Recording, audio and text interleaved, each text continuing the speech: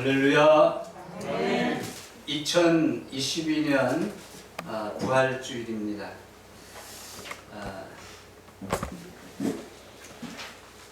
죽음의 권세를 이기시고 부활하신 영광의 부활주일, 승리의 부활주일입니다.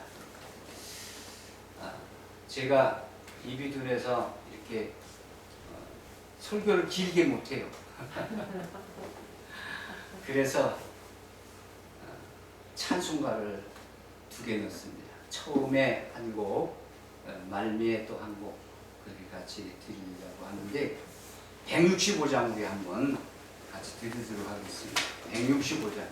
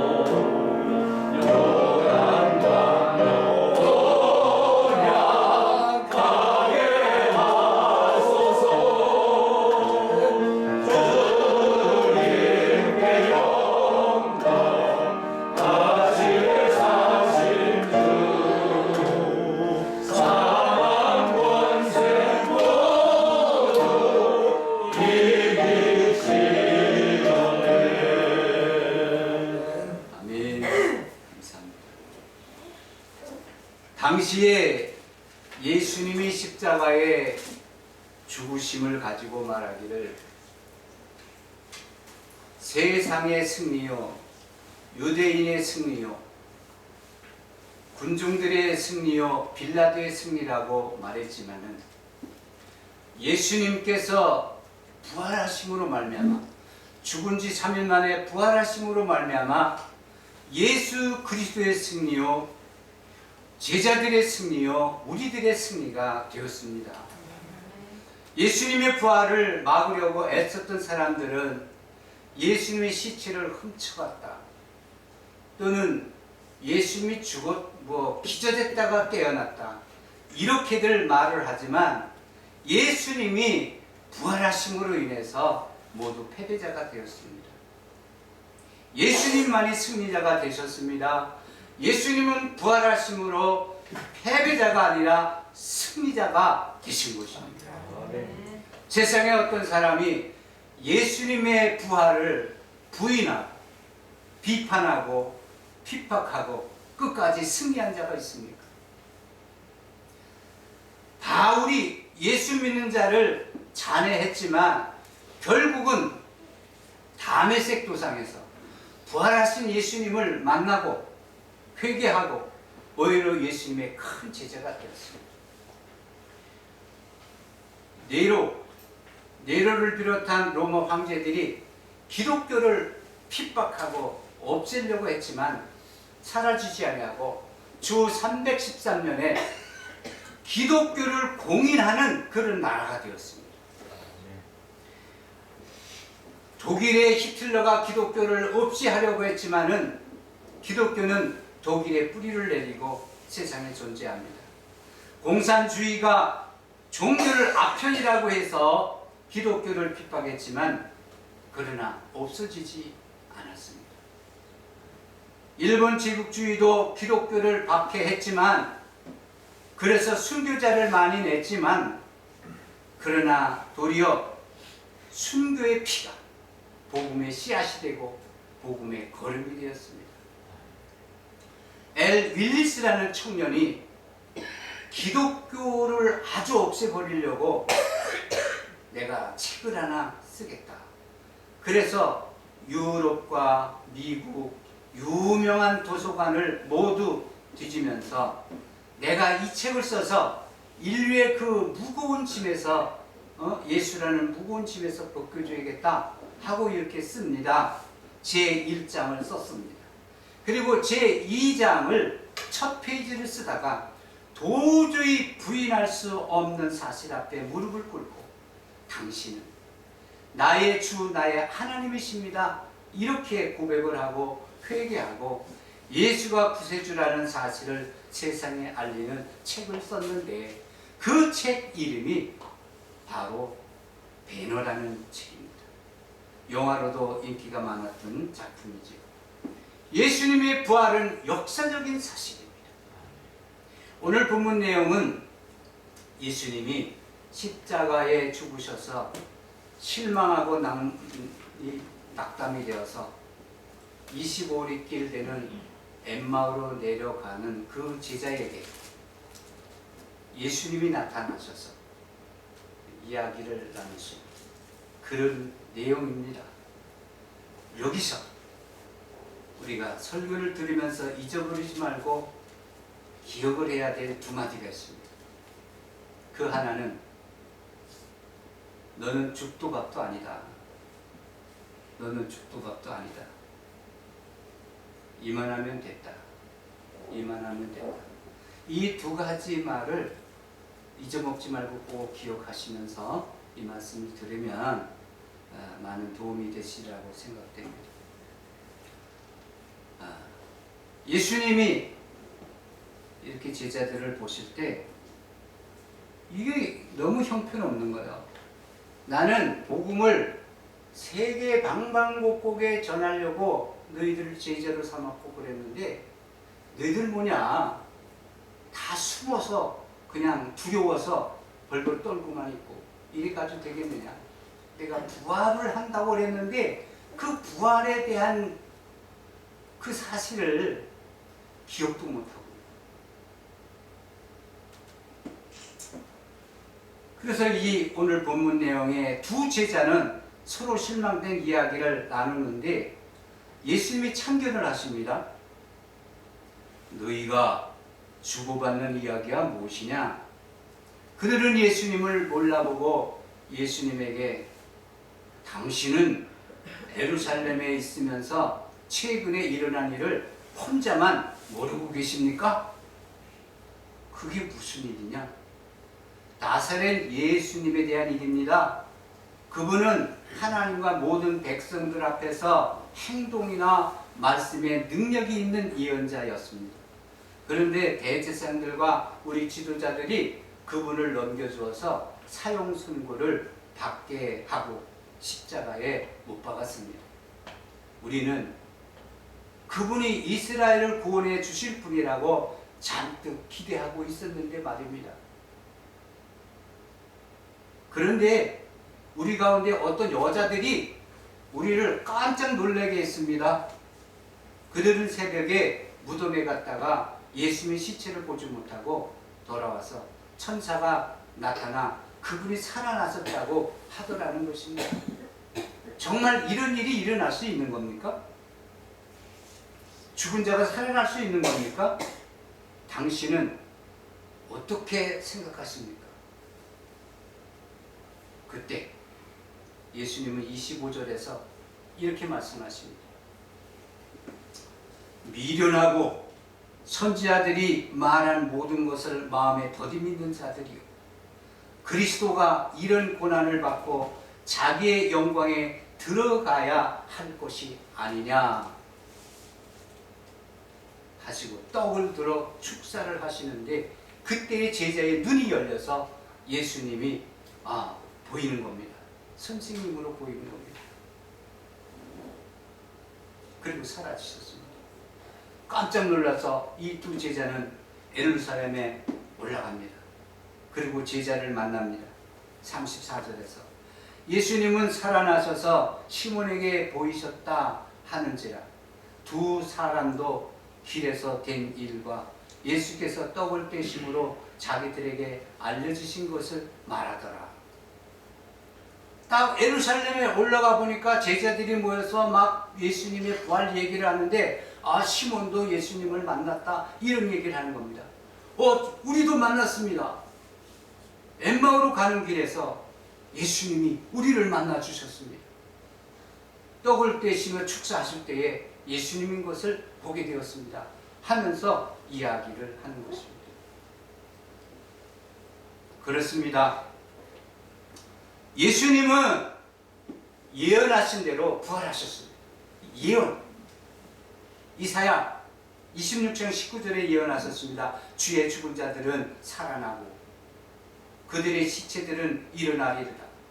티끌에 누운 자들아, 너희는 깨어 노래하라. 주의 이슬은 빛난 이슬이니 땅이 죽은 자들을 내놓으리로다. 사도 바울은 사도행전에 누가는 13장 34절 35절에서 이렇게 또 구약을 인용해서 설명합니다. 또 하나님께서 죽은 자 가운데서 그를 일으키사 다시 썩음을 당하지 않게 하실 것을 가르쳐 이르시되, 내가 다윗의 거룩하고 미쁜 은사를 너에게 주리라 하셨으며, 또 다른 시편에 일렀으되 주의 거룩한 자로 썩음을 당하지 않게 하시리라 하셨느니라. 또 사도행전 2장 29절에서 32절에 형제들아, 내가 조상 다윗에 대하여 담대히 말할 수 있느니 다윗이 죽어 장사되어 그 묘가 오늘까지 우리 중에 있도다. 그는 선지자라 하나님이 이미 맹세하사 그 자손 중에서 한 사람을 그 위에 앉게 하리라 하심을 알고 미리 본고로 그리스도의 부활을 말하되, 그가 음부의 버림이 되지 않고 그의 육신이 썩음을 당하지 아니하리라 하더니, 이 예수를 하나님이 살리신지라 우리가 다 이 일의 증인이로다 라고 말씀하십니다. 예수님 자신이 직접 예언하셨습니다. 마태복음 6장 16장 21절에서 이때로부터 예수 그리스도께서 자기가 예루살렘에 올라가 장로들과 대제사장들과 서기관들에게 많은 고난을 받고 죽임을 당하고 제3일에 살아나야 할 것을 제자들에게 비로소 나타내시니 라고 하셨습니다. 부활하셨습니다.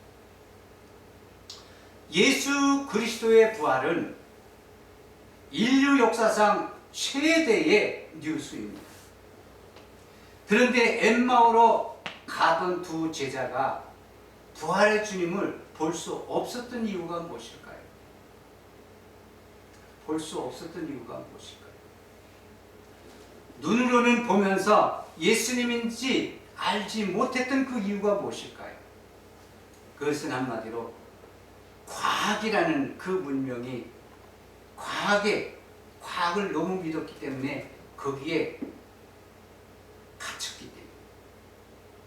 본문 15, 16절에서 저희가 서로 이야기하며 문의할 때에 예수께서 가까이에 이르러 저희와 동행하시나 그들의 눈이 가려워서 그인 줄 알아보지 못하거늘 그들은 예수님과 함께 동행했습니다.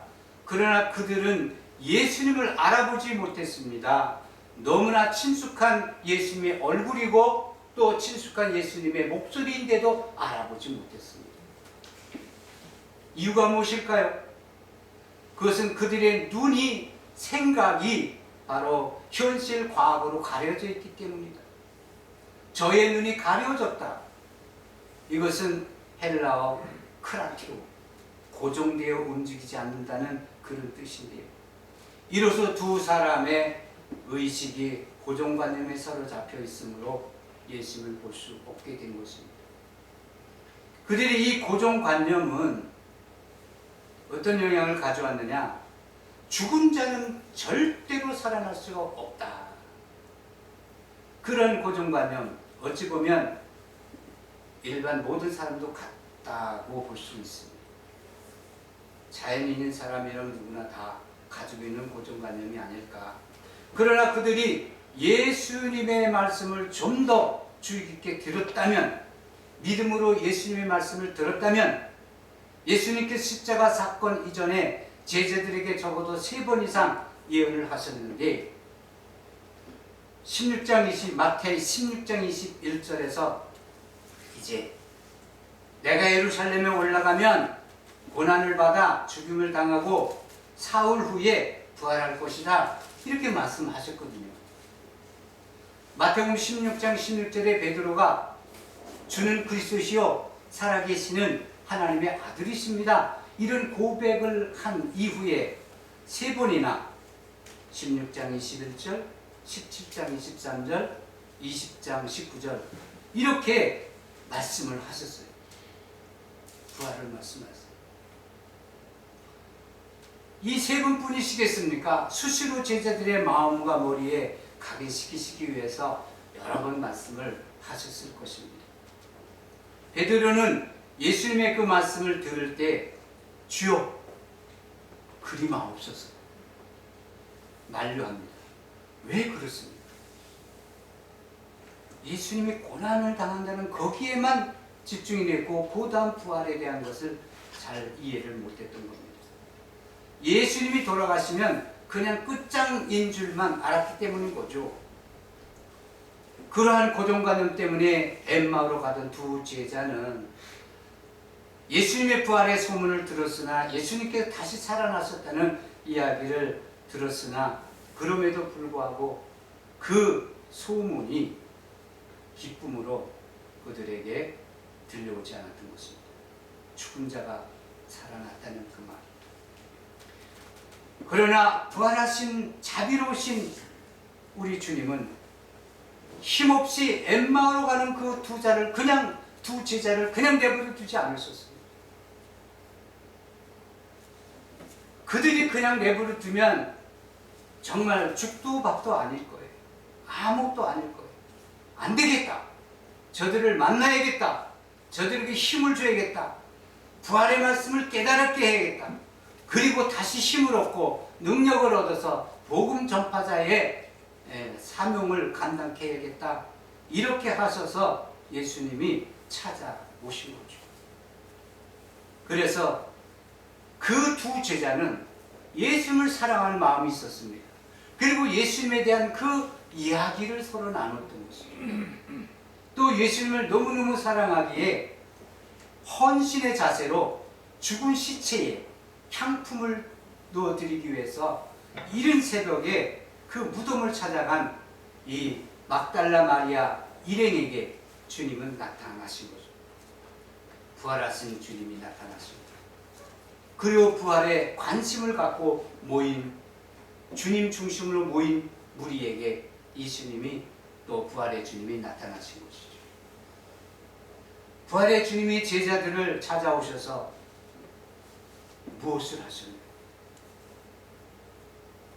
그냥 내버려 두면 아무것도 아닌, 죽도 밥도 아닌 그들을 정말 깨우치고, 부활의 말씀을 깨우치고, 부활의 몸을 보여주시고, 자 봐라, 이 옆구리 창자, 이 손바닥에 못자고, 내가 예수다, 너희 선생이다, 이렇게 몸을 보여주시고 떡을 떼어서 축사하시는 그런 식탁 공동체를 또 이렇게 해주시기 위해서 오신 것입니다. 글로바 또 한 제자, 이 두 제자 무엇을 했나요? 예수님을 사랑하는 마음으로 우리 선생님은 너무 불쌍하다. 도대체 예수님이 무슨 죄를 졌길래 이렇게 고난을 당하고 십자가에, 가혹한 십자가에 죽으셔야만 했다.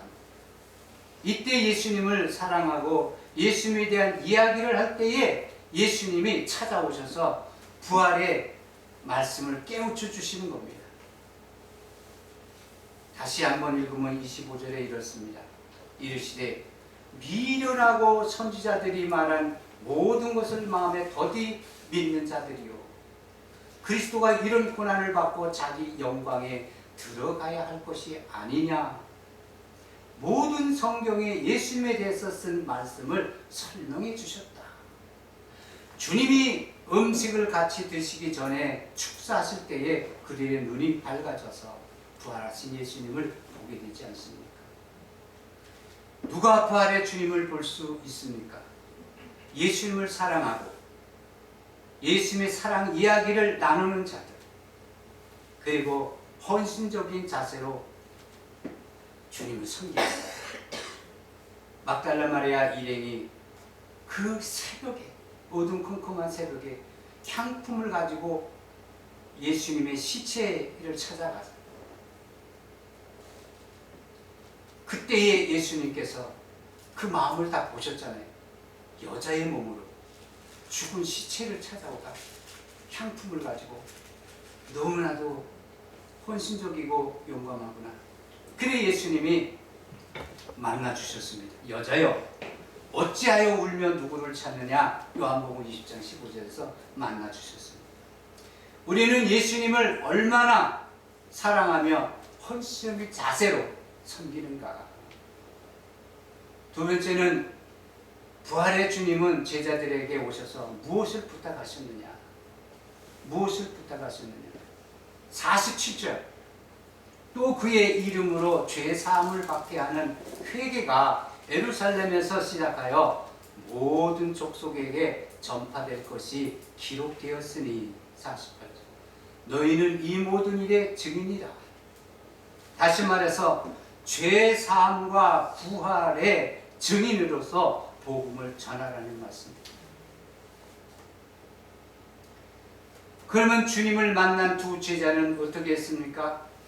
그 즉시 예루살렘에 뛰어가서 제자들을 만납니다. 부활의 주님을 만난 것을 제자들에게 전합니다.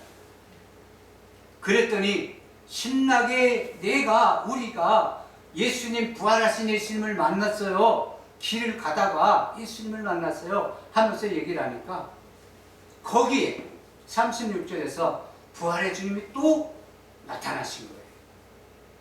그리고 하시는 말씀이 너희에게 평강이 있을지어다 하시면서 평강을 빌어주셨습니다.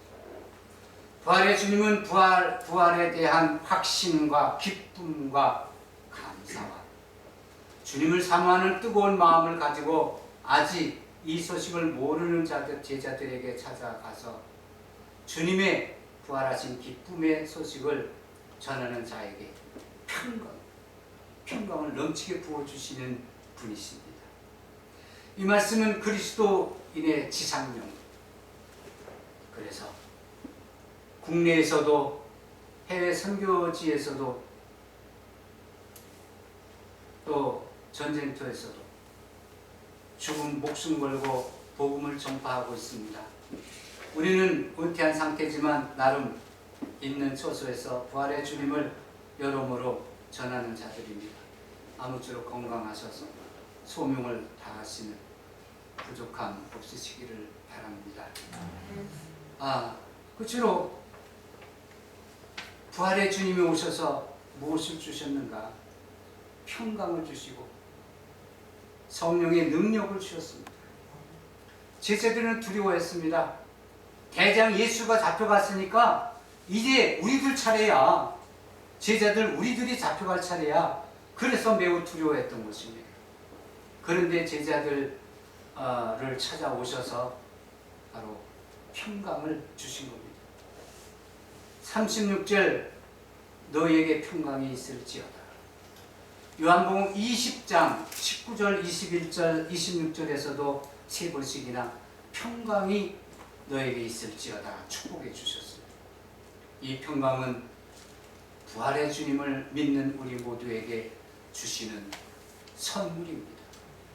여러분에게 주님의 평강이 넘치시기를 축원합니다. 주님이 주시는 평강은 세상이 주는 평강과는 차원이 다릅니다. 요한복음 14장 27절에 뭐라고 하셨습니까?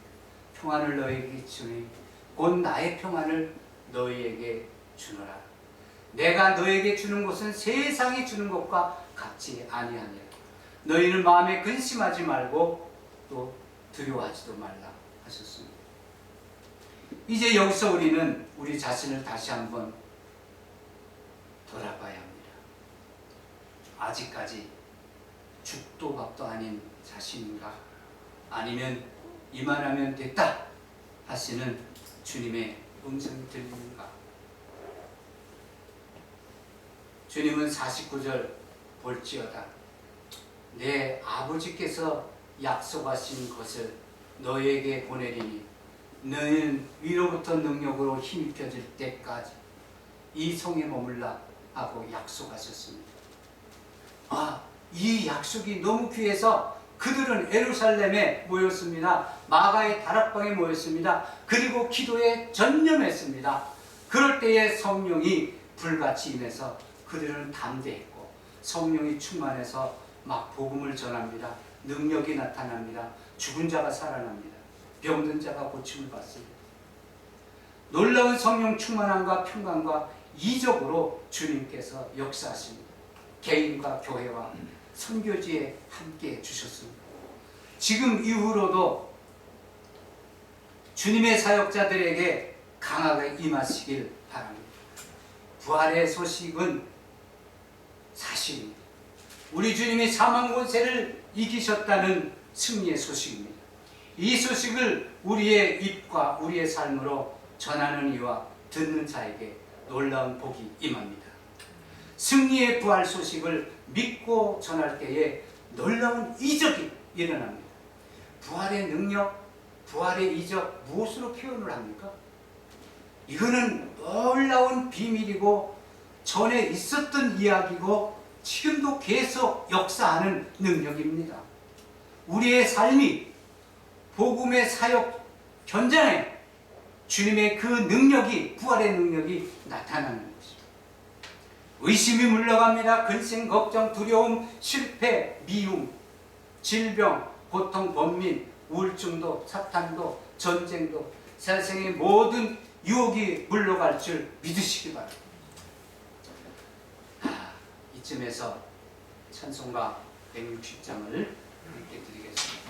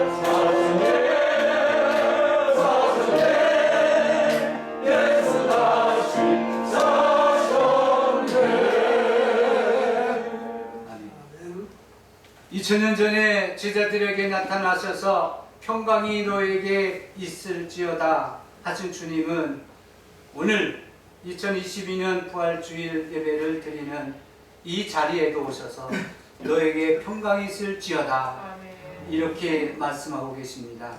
이 평강은 모든 억압과 전쟁과 질병과 가난과 모든 염려가 사라지고 진정한 평강을 주시겠다는 말씀입니다.